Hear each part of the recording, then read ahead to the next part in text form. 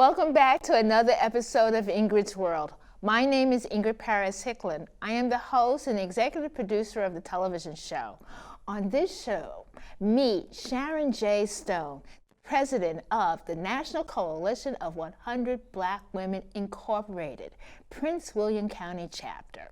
Sharon J. Stone is a highly respected public servant and a committed award-winning leader. The National Coalition of 100 Black Women Incorporated, Prince William County, is a 501c3 nonprofit advocacy organization dedicated to empowering minority women and girls in the areas of education, health, community empowerment, and public advocacy. Well, welcome to the show, Sharon J. Stone. Pleasure to have you. Thank you so very much, Ingrid. It's a wonderful and my honor to be here. Thank you so very much for having me. Well, tell us about yourself. Tell us about your education and your career.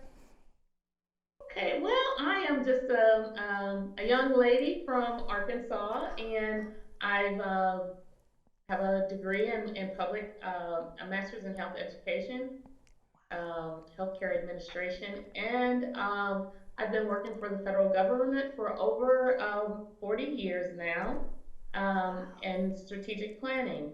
And so, in that, all along my way, my my my song that has been my song of songs was "This Little Light of Mine, I'm Going to Let It Shine." And so, from a young girl, the only girl on the block with two older brothers, um, just letting my light shine, and in a hopefully in a positive way. And so that's me. I have a daughter who's an attorney in D.C. And my husband passed away in Wow. '98. So that's me. Oh, wow. What beautiful. Beautiful. And I love how you say, this little light of mine's going to shine. I remember Yes. that so well. That brings back good Yes. memories. Mm-hmm. So tell us about the coalition, the National Coalition of 100 Black Women Incorporated.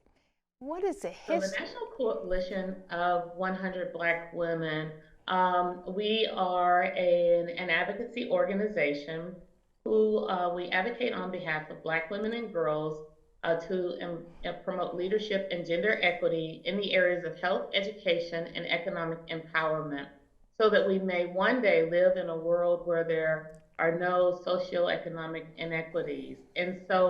And we do that, Ingrid, in our community through a number of means. We have mentoring in middle and high school. Where right now we're in three schools. Actually, we have with a Garfield High School in Woodbridge, and then we have a Jenkins Elementary School and Dumfries Elementary Middle School that we are mentoring there with, and we have probably about 70 young ladies that we're mentoring. We one about self-love, self-empowerment. It's okay to be me and in my skin. And then we teach financial literacy at the elementary schools. In our society today, where there's there are advertisements on every click of a mouse, Mm-hmm. that it's important for our youth to understand the importance of planning and saving for purchasing something, as opposed to just getting it and just running money through our hands. Some of our other Right. areas, we are also in the area of health. We partner with churches and like-minded organizations to advocate for those things that are common in our community. One Wow. of the things that's prevalent across the nation is maternal mortality among African American women, and Mm. it is not based on any social economic status. I mean, from Serena Williams to the local lady in the community, have all had to be either self advocates or have died after childbirth, and those are young, healthy women, just not being heard by their provider. And so we advocate to our federal government, our state government, and our local government for resources and education and to make awareness of those issues that are in our community. You know, and it's wonderful what you're doing because these are all needs that need to be addressed. And having an organization such as yours with how many members do you have? Currently, in our local chapter, we have 121 members. 100. Nationally, because this is a national organization, there are approximately 3,000 members with in 62 chapters in 27 states. And the reach is enormous. And it's so powerful that you're doing. So just commend you on the wonderful work that you're doing. Let's dig further and talk more about the Prince William County chapter. You already talked about the mentoring, and we have a mutual friend who's working on the show, and she so enthusiastically was sharing with me, just gave me chills, talking about the mentoring program. So let's just dig a little deeper on that history of Prince William County.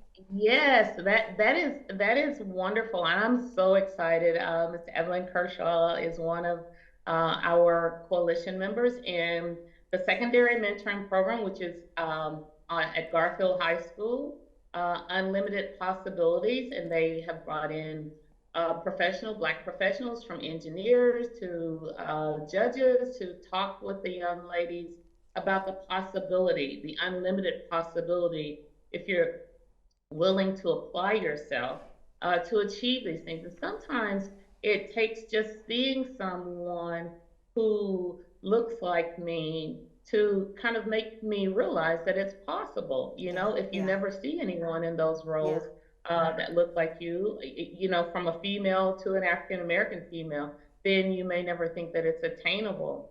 We even had our Olympic track star Benita Fitzgerald come in, and she went to Garfield High School. So it's like, how real can it be that they've seen her pictures in the hallways and all, and then she's there and just telling them the possibility through track and field, you know, that the work and all. But it's not only just about the possibilities, it's building that mindset to love yourself, to build yourself up. For Valentine's Day, as an example, they focus on self love, how to take care of ourselves, of the whole body. And then they had a chef to come in and prepare a nutritious meal for them. So, again, those are the opportunities within our secondary mentoring program. You know, I just love what you're doing because you're just putting that work in with our young people. And I just feel like it's like an uphill battle because, as you mentioned, it's the social media, spend, instant gratitude. And I love what you're saying, put in the work.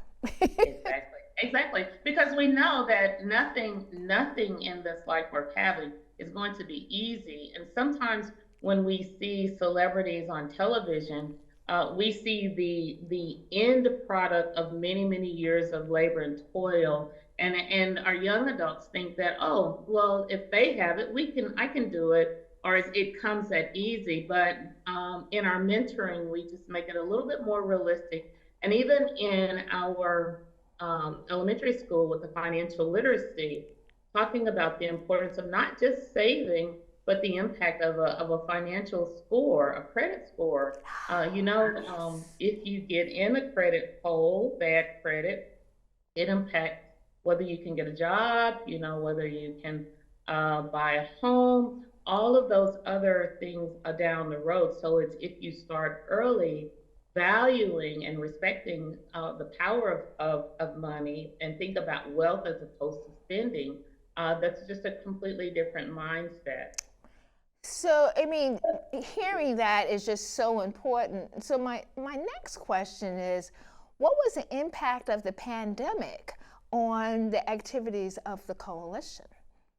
So it's very interesting that you asked the question. Our organizer, Dr. Alice H. Howard, had contacted me, and she's like, "Well, you know, we need to be able to continue reaching out to our members because in educating our community, because we also have received a number of grants from different sponsors. Wow. And so we started with leveraging Zoom, and then we realized that even during the pandemic, the opportunity to take a COVID vaccination was not distributed equally across the county. There were more on the western side of the county than on the eastern side of the county.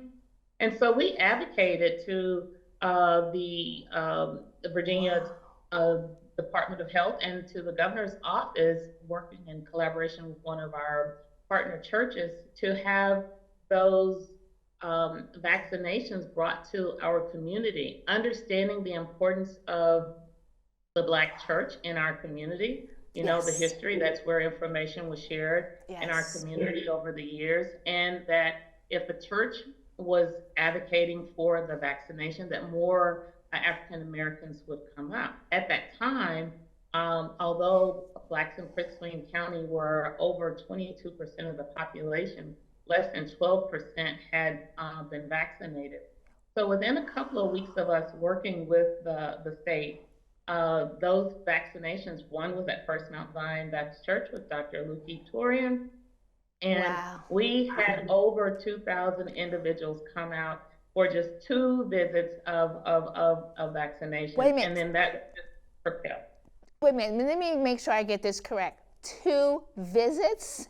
Yeah, two. And you, It was on, one was on a Thursday and one was on was it Easter Sunday afternoon, and we had, yes, filled up all of the appointments. you see, that is why it's just so important for something, a serious health crisis like that, and partnering with your organization and then you pulling in the church. What, look, you saved lives. Yes, yes, yes, yes. And we've done a number of, over the past 10 years, we've partnered with Atomic Health Foundation and Centera Health to educate our community on triple negative breast cancer. You Excellent. know that African American women often have more dense breasts, and Right. imaging is always critical. A 2D imaging machine may not detect things that the 3D imaging will. And so we've advocated for those. We've um, have brought those machines and things to our community, or how telling them how they can access them. We've Wow. done diabetes awareness, as well as we've advocated to our state officials to have mental health counselors in our schools, and we have had a mental health club at one of our middle schools in the county. So there is much work to be done, and there's plenty of work, and the laborers are not always there, especially with the resources. So I am honored to lead a group of ladies who are willing to give of their time to make our communities much better. And I love what you're saying. You're saying there's much work to be done, without Yes, question. You, extremely. you touched on health education, love it, as well as mental health. What about, I was reading, we're developing the questions, and you touched on affordable housing. Oh How? yes. Tell us about that. Oh, yes. So now we all know in Northern Virginia that it housing isn't cheap. And when we talk about affordable housing, often people immediately think of Section 8 housing, Right. but we're talking about young adults who may make 40, $50,000 a year. How can you afford a five, six, $700,000 home? We don't have an inventory of those resources available in our county. So what you find is a lot of those individuals are moving to places like Richmond or out in other areas of Virginia where homes and housing are more affordable. And so what we just met, and we've advocated for affordable housing to be brought into the Prince William County area, and it will be a gradual phase with a combination of things for those working individuals, as well as for those who may just need access to housing. But Wow. again, affordable housing is it's an issue across our nation, but we are trying to do something right here in the state of Virginia, and specifically in Prince William County. Wow, thank you so much for doing that because that's very important work. All of your work is important. So that's just one of the number of things that you're doing. Um, Economic improvement. I heard about that. Touch a little bit about the economic improvement that you're So, doing. the economic empowerment that we Oh, do, we again in our community, generational wealth versus consuming resources. Money is not always we're not always privy to that information, and have not grown up in a household with the importance of generating wealth and economic empowerment. There are a number of things that can impact one's empowerment, such as equal pay. If the woman is the head of the household and having equal pay, those are things that we would advocate to our legislators for. I'm not sure if you're aware, but last year, mm-hmm. Black Women's Equal Pay Day, which means how many days in a month that a African American woman would have to work to make the comparable pay that white male would make, was September the 21st. And so the previous year it was August. Now, a white female, the payday was in May. So again, even with the same jobs, often the pay is not equitable. And Wow. so, and if you're the head of the household and you cannot find affordable housing and you're not getting equitable pay, all of those things impact your power to be able to live. Wow. And so we provide a series of, again, of financial training, education training, understanding credit score, the importance of retirement planning, the different types of insurances, whether it's universal, or whole life insurance. Sometimes individuals just have not been educated on those things, and then the opportunities to invest. The stock market, it has been rather volatile over the past few years, Right. but there are other ways, whether it's their annuities or in the stock market, the savings account is not earning anything, but how to make the most of the money and the income that you are currently generating. So, and how to buy versus and those things that, if you're a first time homeowner, there are a lot of benefits and opportunities for there. And knowledge is power. And sometimes it's just about not knowing the right places. And then if you're an entrepreneur like Yes. yourself, then knowing those resources, where to tap into those resources that are coming into the state. The federal government just passed the Investment, Infrastructure, and Jobs Act, and Virginia alone will receive over $7 billion over a period of years. And Wow. that act is supposed to generate numerous jobs.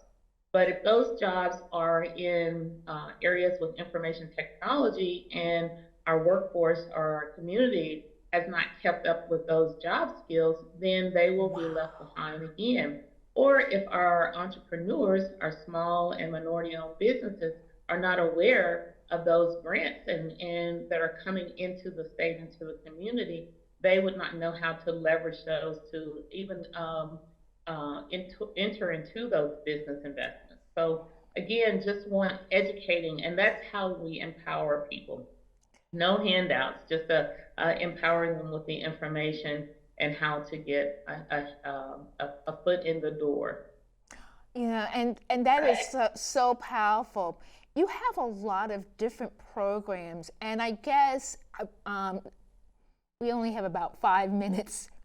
And you have awareness of sex trafficking, and Mhm. can you touch on that a little bit? I will. I will. It's very interesting. Years ago, we advocated to our legislators for sex trafficking, for laws and legislation around sex trafficking. And at that time, there were individuals that were coming probably from other countries that were being trafficked maybe through our state. But today, again, because of the economics that are going on, we see and have evidence, research of young women who are somewhat being trafficked by their family member. And they go to school every day, they're picked up from school, and then they are have to go and do their duties, and then they are taken home. And so, what we're trying to do is to bring awareness about what sex trafficking looks like, and that it is even in Prince William County. And so, Wow. my motto: if you see something, say something. Um, and it's often best to err on the wrong than to allow someone to be held in that way. But that those numbers are on the rise, and because people have been struggling with the economy, it's much easier for a sex trafficker to entice a single parent or someone to take that child and have them enter into the sex trafficking. So it doesn't look like it once looked when Ah. we first heard of sex trafficking. You're quite right. Things look different, and that's why I think it's so important that you're here on the show explaining to us this is what it looks like now. If you see something, as you said, say something. Exactly, My exactly. word, how important is that?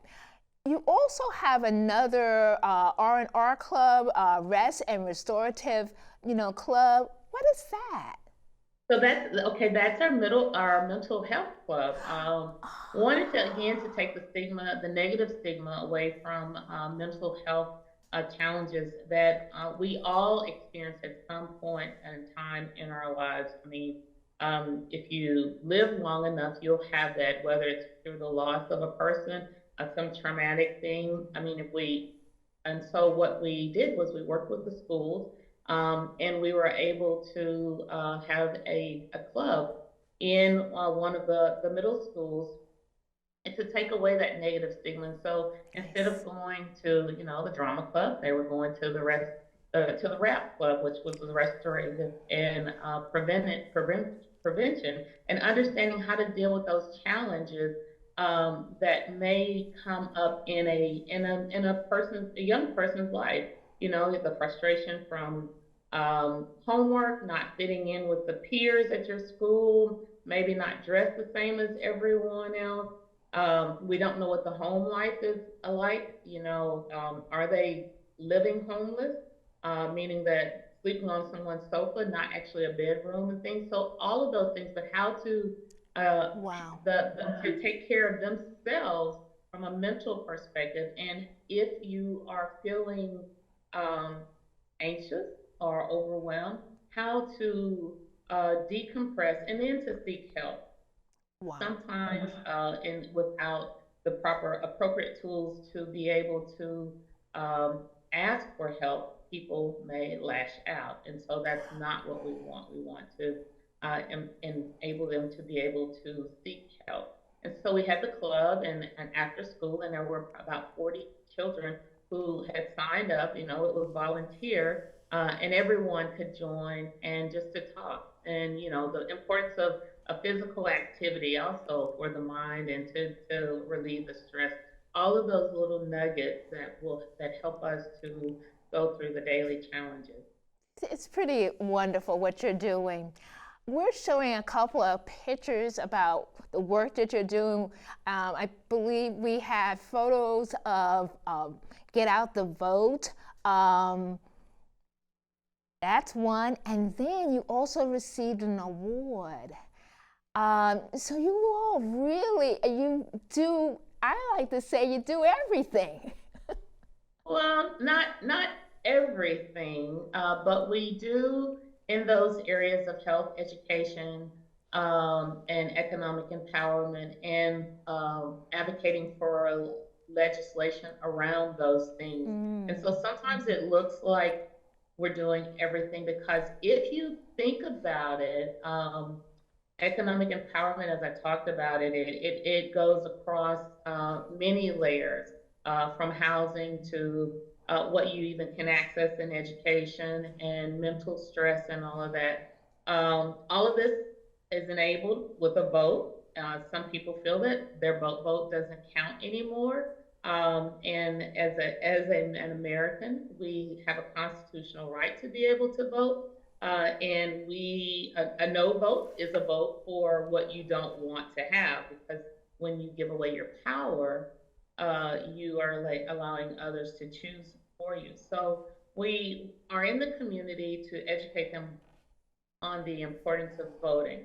We're Wow. nonpartisan, so we don't advocate how you vote, but to know where to vote, who your legislators are, and understand what are the issues and the importance of voting.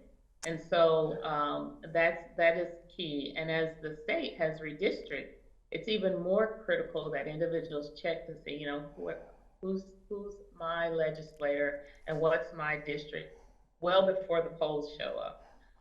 And so that's important. But all of these things are intertwined. And so that's why it feels, Ingrid, as though we're all Doing in more. everything. Because one, education, mentoring, pouring into our youth, teaching them about the importance of money, Yes. and not to just spend, but to value it and what it can do. Okay. Then to be prepared and have the confidence to, through your education, to reach for the star. Stars.